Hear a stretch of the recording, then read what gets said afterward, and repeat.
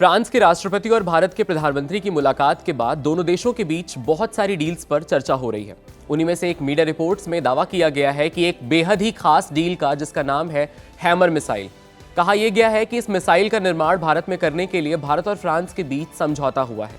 अब सवाल है कि क्या है हैमर मिसाइल और ये कितनी ताकतवर है और ये कैसे काम करती है। आइए आपको बताते हैं कि क्या है हैमर मिसाइल। दरअसल इसका इस्तेमाल राफेल फाइटर जेट में किया जा रहा है। अंग्रेजी में हैमर का अर्थ है highly agile modular munition extended range. अभी तक ये फ्रांस में इंपोर्ट किया जा रहा था, लेकिन नए समझौते के सफल होने के बाद ये भारत में ही बनने लगेगी। भारत में बनने से भारतीय वायुसेना को इसकी तेजी से डिलीवरी मिल सकती है और ये मेक इन इंडिया अभियान के लिए सबसे परफेक्ट है। बात करें अगर इसकी, तो हैमर का आइडिया हथौड़े से होने वाले हमले से जुड़ा हुआ है, जिसके वार से कभी भी चीज को सपाट किया जा सकता है। मतलब हैमर की डिजाइन ही टारगेट को पूरी तरीके से तबाह करने के लिए की गई है, जिसके बाद वहां कुछ न बच सके। ये एक स्मार्ट प्रिसिजन गाइडेड बम है जो हवा से जमीन पर बहुत ही छोटा और सटीक हमले के लिए डिजाइन किया गया है। हैमर तकनीकी रूप से पारंपरिक क्रूज बैलिस्टिक मिसाइल की तरह मिसाइल नहीं, बल्कि air to ground precision guided stand off weapon या गाइडेड बम किट के लिए है। इसका पूरा नाम AASM यानी आर्मामेंट एयर सोल मॉड्यूलर है, जिसे फ्रांस की कंपनी साफरान ने विकसित किया है। सरल भाषा में कहें तो हैमर एक ऐसा स्मार्ट हथियार है जो विमान से छोड़े गए बम को लंबी दूरी से बहुत सटीकता के साथ लक्ष्य तक पहुंचाने में सक्षम बनाता है। हैमर की सबसे बड़ी खासियत इसका मॉड्यूलर डिजाइन है। इसमें सामान्य डंब बम जैसे 250 किलोग्राम, 500 किलोग्राम, 1000 किलोग्राम वर्ग के बम के साथ गाइडेंस किट और रॉकेट मीटर यानी बूस्टर जोड़ दिए जाते हैं। इससे बम सिर्फ गिरता नहीं है, बल्कि खुद मार्गदर्शन करते हुए लक्ष्य पर गाइडेड और प्रोपेल होकर जाता है। युद्ध परिस्थितियों में ये इसलिए महत्वपूर्ण है क्योंकि विमान को लक्ष्य के बहुत पास जाकर जोखिम नहीं उठाना पड़ता। दुनिया की सबसे बड़ी महाशक्ति भारत और दुनिया की दूसरी सबसे बड़ी महाशक्ति फ्रांस आज विश्व राजनीति में एक ही दरवाजे पर खड़े हैं और भारत के मुहाने पर खड़े होकर दुनिया को ये संकेत दे रहे हैं कि ये दोस्ती नहीं है और ना ही ये कोई राजनीतिक सियासत है, बल्कि ये है दुनिया में अब वर्चस्व और पावर की नई दोस्ती की मिसाल, जिसमें शामिल है ऐसे समझौते जो दुनिया के लिए आने वाले कल के लिए एक नया अध्याय लिखने वाली है। इससे बौखलाया है चीन और नींदें उड़ी हैं पाकिस्तान की, क्योंकि अब दुनिया का सबसे मजबूत डिफेंस एस्टैब्लिशमेंट वाले देश एक साथ आए और शोर मचा और शोर के बाद गूंज मिली दोनों पड़ोसी मुल्कों के अंदर और वहां तक गूंज जा रही है। न्यूज एजेंसी के मुताबिक हैमर मिसाइलों के निर्माण के लिए एक समझौता यानी MOU साइन हुआ है, जो दोनों देशों ने अंतिम रूप से इसको दिशा देने की महत्वपूर्ण कदम को आगे बढ़ाया है। इस पहल का उद्देश्य केवल रक्षा खरीद तक सीमित नहीं है, बल्कि भारत में एडवांस मिसाइल सिस्टम के को प्रोडक्शन और तकनीकी सहयोग को बढ़ावा देना भी है। अगर ये प्रोजेक्ट पूरी तरीके से लागू होता है तो इससे भारत की आत्मनिर्भर रक्षा उत्पादन पॉलिसीज को मजबूती मिलेगी और एडवांस मिसाइल सिस्टम के स्वदेशी निर्माण की क्षमता भी बढ़ती है। साथ ही भारतीय और फ्रांसीसी रक्षा उद्योगों के बीच लॉन्ग टर्म का एक इंडस्ट्रियल पार्टनरशिप भी तैयार हो जाएगा और उसका रास्ता भी साफ होता है। ये कितनी पावरफुल है ये जान लीजिए।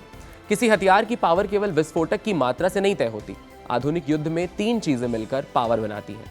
पहला वॉरहेड यानी बम का वजन और प्रकार। हैमर अलग अलग वजन के बमों के साथ काम करता है। इसका अर्थ है कि मिशन के अनुसार हल्का या भारी हथियार चुना जा सकता है।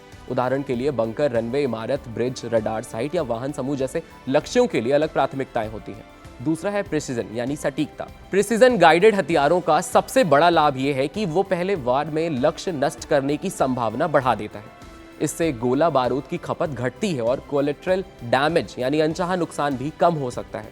तीसरा है स्टैंड ऑफ क्षमता यानी दूरी से मार। दुश्मन के एयर डिफेंस के दायरे में घुसे बिना दूर से ही हमला करने की जो क्षमता है वो किसी भी वायुसेना के लिए गेम चेंजर मानी जाती है। बात करें अगर हैमर के गाइडेंस सिस्टम की, तो यकीन मानिए इसकी खूबी बहुत ज्यादा है। सोचिए अगर कोई हथियार खराब मौसम, घने कोहरे या आधी रात में भी सटीक निशाना लगा सके तो ये कितना ज्यादा घातक और स्मार्ट होगा। यही खासियत है हैमर की। इसका गाइडेंस सिस्टम आमतौर पर इनर्शियल नेविगेशन सिस्टम यानी INS और GPS पर आधारित है, जिससे ये हर मौसम में विश्वसनीय रहता है। लेकिन असली ताकत इसके टर्मिनल फेज में दिखती है। कई कॉन्फ़िगरेशन में इंफ्रारेड में लेजर गाइडेंस जोड़ी जा सकती है। इसका मतलब लक्ष्य की इमेज पहचान कर सीधे उस पर वार करना। लेजर डेजिग्नेशन इसे बदलती परिस्थितियों वाले लक्ष्यों पर भी प्रभावी बनाती है, यानी मिशन के हिसाब से सेटअप बदलिए और सटीकता बढ़ाइए। यही इसका लचीलापन हैमर को एक आधुनिक, स्मार्ट और स्ट्राइक वेपन बनाता है। सोचिए क्या होगा अगर फाइटर जेट को दुश्मन की सीमा में घुसे बिना ही सटीक हमला करने की ताकत मिल जाए। यही है स्टैंड ऑफ स्ट्राइक की असली शक्ति और यही वजह है कि हैमर चर्चा में रहता है। हैमर की प्रभावी रेंज, ऊंचाई, गति, लॉन्च प्रोफाइल और वेरिएंट के अनुसार बदलती रहती है, लेकिन मूल इसका सिद्धांत साफ है, इसे सुरक्षित दूरी से छोड़ा जा सकता है और फिर भी लक्ष्य पर सटीक वार किया जा सकता है। जब इसे लंबी ऊंचाई से लॉन्च किया जाता है तो इसकी ग्लाइड या प्रोपल्शन क्षमता बढ़ जाती है। ग्लाइड क्षमता का मतलब अगर हथियार को ऊंचाई से छोड़ा जाए तो उसके पंख यानी किट उसे हवा में फिसलते हुए आगे बढ़ने देते हैं। ये ग्रेविटेशनल और एरोडायनेमिक्स लिफ्ट का यूज करते हुए। जितनी ज्यादा हाइट और स्पीड होगी, डिस्टेंस उतनी ज्यादा होगी। प्रोपल्शन क्षमता का मतलब कुछ वेरिएंट में अतिरिक्त रॉकेट मीटर को बूस्ट करना होता है जो खुद थ्रस्ट पैदा करता है। इससे रेंज और लचीलापन दोनों बढ़ते हैं, यानी सिर्फ गिरना नहीं बल्कि नियंत्रित तरीके से उड़ते हुए लक्ष्य तक पहुंचना। यही क्षमता स्टैंड ऑफ स्ट्राइक को संभव बनाती है। इसका सीधा फायदा यह है कि विमान दुश्मन की एयर डिफेंस रेंज से बाहर रहकर हमला कर सकता है, जिससे पायलट और प्लेटफॉर्म दोनों की सुरक्षा कई गुना बढ़ जाती है। किसी भी स्मार्ट हथियार की असली ताकत सिर्फ उसकी मारक क्षमता में नहीं बल्कि उसके प्लेटफॉर्म इंटीग्रेशन में छिपी होती है। प्लेटफॉर्म इंटीग्रेशन का मतलब है किसी हथियार को विमान के सिस्टम के साथ इस तरीके से जोड़ना कि वो प्लग एंड फाइट की तरह काम करे, जिससे अलग से जुगाड़ ना लगे। हैमर को खास तौर पर फ्रांसीसी प्लेटफॉर्म्स के साथ जोड़ा जाता है और सबसे प्रमुख नाम है डसॉल्ट राफेल। राफेल जैसे आधुनिक मल्टी रोल फाइटर में एडवांस्ड रडार, टारगेटिंग पॉड और मिशन कंप्यूटर सिस्टम होते हैं जिनके साथ हैमर आसानी से जुड़ जाता है। भारत के पास भी राफेल स्क्वाड्रन होने से इंडियन कॉन्टेक्स्ट में इसकी यूजफुलनेस यानी इसका उपयोग बढ़ जाता है। जब कोई हथियार मौजूदा सेंसर, एवियोनिक्स और नेटवर्क सेंट्रिक क्षमताओं के साथ बिना रुकावट काम करे, तभी वो वास्तविक युद्ध क्षेत्र में निर्णायक बढ़त देता है।